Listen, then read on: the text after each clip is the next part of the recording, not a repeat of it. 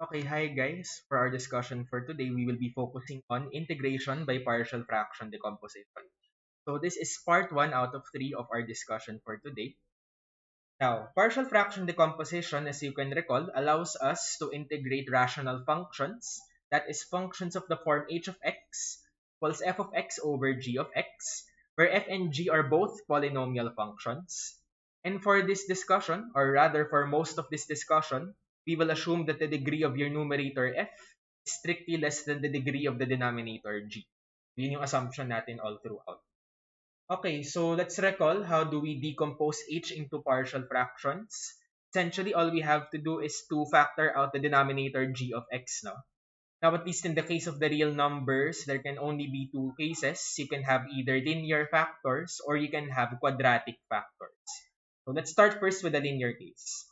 Now, if the factors of the denominator are all distinct linear factors, let's say there are n of them, then to each of these, there should correspond one partial fraction, no?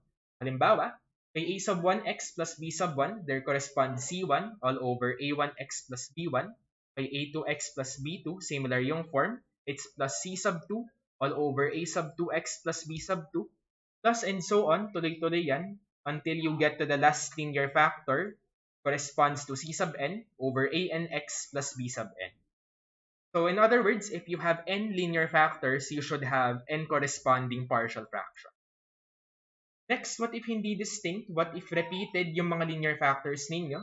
In particular, what if you have a factor which is repeated n times, where your n is larger than 1? Then for this factor, there corresponds n distinct partial fractions, no? So what's your first partial fraction here? It's constant c sub 1 over ax plus b to the first power, take note. And then plus, you increase the powers gradually, no? So the second term in particular is c sub 2 all over ax plus b all raised to the power 2. Tapos tuloy-tuloy yan, no? You increase the powers gradually and then you stop at the power n. So your last term here is c sub n over ax plus b raised to the power n. So kung halimbawa yung denominator ninyo merong 3x plus 1 raised to the power 3 halimbawa, then meron kayo dapat na tatlong partial fractions corresponding to that of gradually increasing powers of 3x plus 1. Okay, let's illustrate all of this with an example. So for example, let's determine the antiderivative of this integral. So first step, let's now decompose the integrand into partial fractions. To do that, like I mentioned, we factor out the denominator here. So if you factor out x cubed minus x, you can factor the common factor of x, no? So kapag finactor out nyo yun, you have now x times x squared minus 1.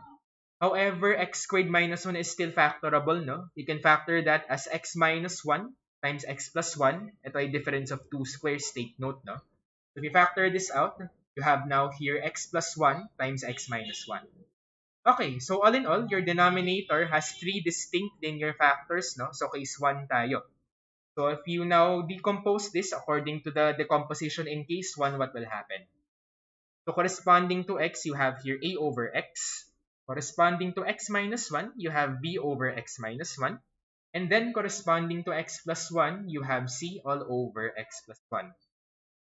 And then our goal here is to determine the constants a, b, and c. And to do that, the first step is to clear out the denominators in this equation, no? So in particular, let's multiply both sides of this equation by x cubed minus x para matanggal to. So let's multiply by x cubed minus x. Remember, ito ay equal lang kay x cubed minus x. Okay? So on the left-hand side, this will cancel out with this since they're equal expressions. And on the left, you're left with 8x minus 2. So ito yung expression natin on the left. And then on the right, let's distribute this expression to this sum over here. So for the first term, you have a over x times this one. The x's will cancel out. And then you're left with a times x minus 1 times x plus 1. Next, for this one, the x minus 1s will cancel out. And that leaves you with bx times x plus 1. And then finally, for the third term, the x plus 1 will cancel out. And that leaves you with cx times x minus 1. So ito ngayon yung ating equation in x. Now remember, we're looking for a, b, and c, no? And since this is a true equation for any possible value of x, we can take particular values of x and yung matitira sa atin is an equation in a, b, and c. So in particular, let's take particular values of x. tapos yung kunin natin for convenience ay yung magpapa-0 ng denominator. So let's take x equals 0, x equals 1, and x equals negative 1. Let's start with x equals 0. When your x is equal to 0 on the left, you get 8 times 0, that's 0, minus 2, you get negative 2. And then on the right, you get here a times 0 minus 1 is negative 1, times 0 plus 1 is 1. So a times negative 1 times 1 is negative a. And then plus, ito ay b times 0 times 1, their product is 0. And then the same thing happens here, their product is 0 kasi c times 0 to. So itong dalawang to, mawawala sila. So negative a ang matitira on the right. And then the final step here is to cancel out the negatives, no? And then you're left with a equals 2. So one of your constants is done. Your a now is equal. Next, let's take x equals 1.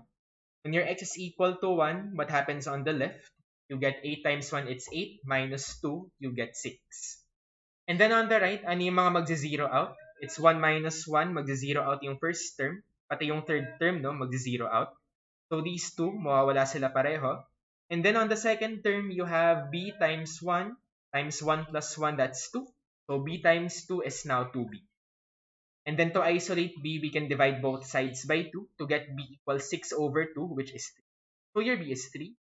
And then finally, for x equals negative 1 naman, on the left, you have 8 times negative 1, that's negative 8, minus 2, that's negative 10. And then that's equal to what happens here on the right. Get here negative 1 plus 1 on the first term, that's 0. 0 times this is 0, so mawawala to. Similar arguments will give you this one to be 0. So itong dalawang terms na to mawawala, leaving you with the third term. So you have here c times negative 1, and then times negative 1 minus 1, which is negative 2. The product here is now 2c.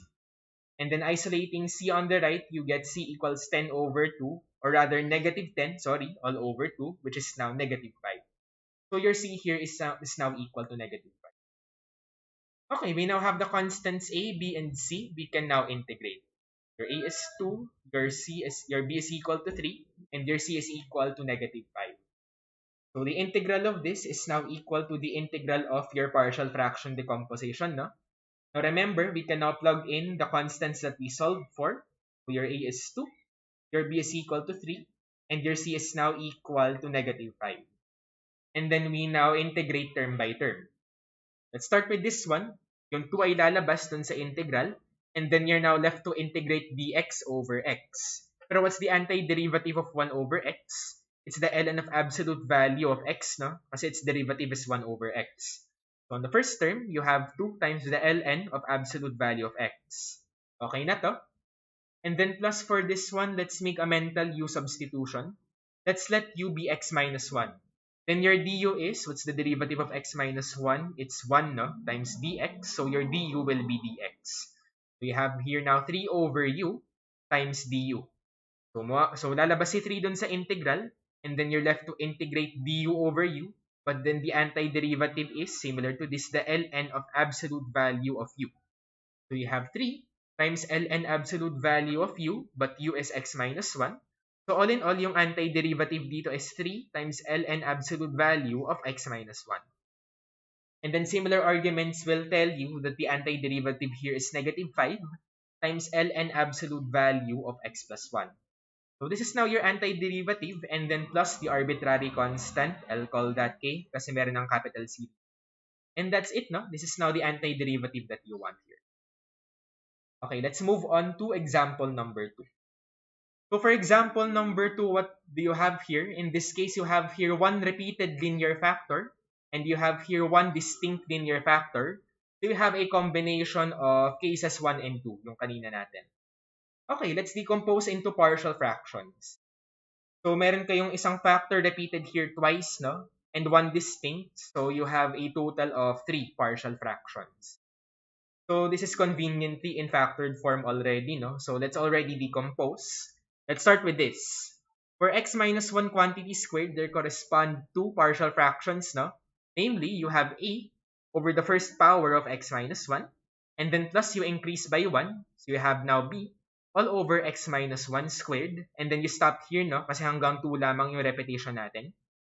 And then plus, yung 2x plus 1 sa baba, that corresponds to c, all over 2x plus 1. Okay, so this is your partial fraction decomposition.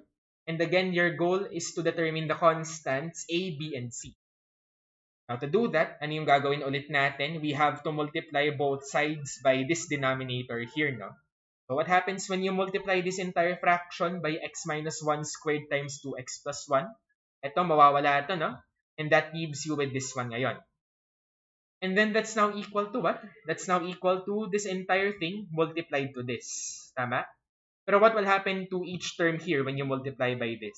So, let's look at it one by one. So, yung a over x minus 1, meron kayong x minus 1 sa baba, times meron kayong x minus 1 squared sa taas. So, this one sa baba will cancel out with x minus 1 squared sa taas, and that leaves you with an x minus 1 dito. Okay? So, you have a times x minus 1 lang, times 2x plus 1. That leaves you with a times x minus 1 times 2x plus 1. And then similarly, you have here b over x minus 1 quantity squared sa baba. This one will cancel out with this. Okay?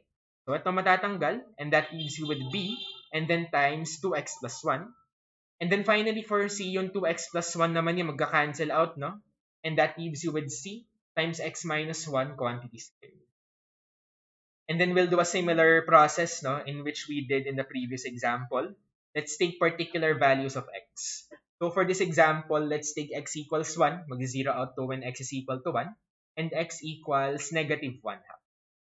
So let's do this one by one. When your x is equal to 1, what will happen? On the left, you have 17 times 1 squared is 17. Plus 7 times 1 is 7. So 17 plus 7 is 24. Minus 3, you get 21 on the left. And then on the right, ano yung mga magzi-zero out? Ito magzi-zero out, no? Kasi 1 minus 1. So matatanggal to. Tapos, ito rin magzi-zero out, no? Kasi 1 minus 1, that's 0 times c, magzi-zero out din. So, yung matitira sa atin is b times 2 times 1 is 2 plus 1, you get 3b all in all. And then dividing both sides by 3, you get b equals 21 over 3 or b equals 7. So, your b here is equal to 7. Next, let's take naman x equals negative 1 half, yung medyo mas mahirap. So, let's do this one by one. When your x is equal to negative 1 half, what's the square of negative 1 half? It's now positive 1/4, no? And 1/4 times 17 is 17 over 4. And then plus 7 times negative 1 half is now negative 7 over 2. And then minus 3. Okay na to? And then that's equal to what? Ano yung matatanggal na terms dito? Ito matatanggal, no? Kasi 2 times negative 1 half is negative 1 plus 1, that's 0. So ito matatanggal. Ito rin matatanggal, no? Mag-zero out to. And that leaves you with this term here. Replacing x equals negative 1 half, you get negative 1 half minus 1, that's negative 3 halves. Squaring negative 3 halves, you get positive 9/4. Times c, you get positive 9c over 4. Okay, let's simplify the left. On the left, your LCD is 4 in this case. Now, 4 over 4 is 1 times 17, you get 17, of course. 4 over 2 is 2 times negative 7, that's negative 14. 4 over 1 is 4 times negative 3 is negative 12. That's all equal to 9c over 4 on the right. And then what's 17 minus 14? That is 3 minus 12. You get conveniently negative 9c over 4 on the left. That's equal to 9c over 4 on the right. Tapos, the final step is to cancel out the 9/4 on the right, cancel out the 9/4 on the left. You get a value of c to be equal to negative 1. So your c here is negative 1. However, wala pa tayo ng value ni a, no? Tapos, we already exhausted all values that make the denominator 0. So, let's take another value of x in particular. Let's take x equals 0, the most convenient choice for x. Now, when your x is equal to 0, ito is 17 times 0. That will now be equal to what? That's now equal to 0, of course. And then plus 7 times 0 is again 0. So, itong dalawa matatanggal, leaving you with negative 3 on the left. That's now equal to on the right, you have a times negative 1 to times 1, that's negative 8. And then plus b times 1 na lang to, you get positive b. And then plus c times negative 1 squared. Pero what's negative 1 squared? It's precisely 1 times c, you get of course c. Okay, so you have here now negative 3 equals negative 8 plus b plus c. And take note, we're looking for the value of a, no? We already have the values of b and of c, so let's just replace them in this equation. We have negative 3 equals negative a, and then plus your b is 7, and then plus your c is negative 1. 7 minus 1 will simplify to 6. And then the final step is to transpose negative a to the left. That will become positive a this time. Transpose negative 3 to the right. That will become 3 this time. We have now a equals 6 plus 3, which is 9. So your a is now equal to 9. We now have all three of these values. We're now ready to integrate. So integrating, your a is 9, your b is 7, your c is negative 1. The integral of this will now be equal to the partial fraction form. Tapos replacing the constants that we solved for, we get a to be 9, your b to be 7, and your c to be negative 1. Right? And then we now integrate term by term. Now let's start with these two terms here. For these two terms, let's introduce one u substitution. Let's let u be equal to x minus 1. If your u is x minus 1, then what's your du? What's the derivative of x minus 1? It's just 1 times dx. You get, of course, dx. And then let's replace all of the values here in terms of u, right? So let's start with this. You get 9 times the integral of your dx is du over x minus 1 is u. And then plus 7 times your dx is again du. Your x minus 1 here is u, so u squared ang baba. So that takes care of these two. Let's integrate later. Let's now focus on this term here. For this term, let's introduce a different change of variable. In particular, let's let v be 2x plus 1. If your v is 2x plus 1, then your dv is now 2. Derivative nito ay 2. And then times dx. So your dv is 2 dx. And then rewriting this in terms of v, what do we get? Get now minus integral of your dx is 1. So what do you do here? You divide both sides by 2, no? So your dx is dv over 2, tama? So this dx is now 1/2 dv. And then divided by 2x plus 1. Remember, 2x plus 1 is v, no? So your denominator is now v. And then let's now integrate all of this term by term.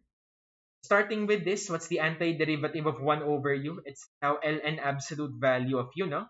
So this is now 9 ln absolute value of u. And then plus for this one, what happens? You can write this as integral of u to the power minus 2, no? So in this case, you're integrating a power of u. So integrating, you get u raised to the old exponent plus 1 all over old exponent plus 1. In this case, your old exponent is negative 2, no? Plus 1, you get negative 1. So you have here a 7 times 7, and then times u to the power negative 1 ngayon, all over that same new exponent, negative 1. And then let's just simplify this muna, no? So 7 over negative 1 gives you negative 7, and then times u to the minus 1, that gives you 1 over u. Negative 7 times 1 over u, you get negative 7 over u. So that takes care of the antiderivative here. And then finally for this one, yung 1/2 ay lalabas. And then that's now 1/2 integral of dv over v. That's of course 1/2 ln absolute value of v, no? Okay, let's now back substitute in terms of x. So your u is x minus 1. So your u here is x minus 1. Ito x minus 1. Itong v na to ay 2x plus 1. Okay, so this is now 9 times the ln of absolute value of x minus 1 minus 7 all over x minus 1 minus 1/2 times the ln of yung v ay 2x plus 1, and then finally plus the arbitrary constant k. And then we're done. This is now the antiderivative. So I will end part 1 of our discussion with this set of exercises. For part 2, this time we will focus on quadratic factors. So what if merong quadratic factors yung denominator ninyo? So stay tuned, no? And thanks for watching part 1.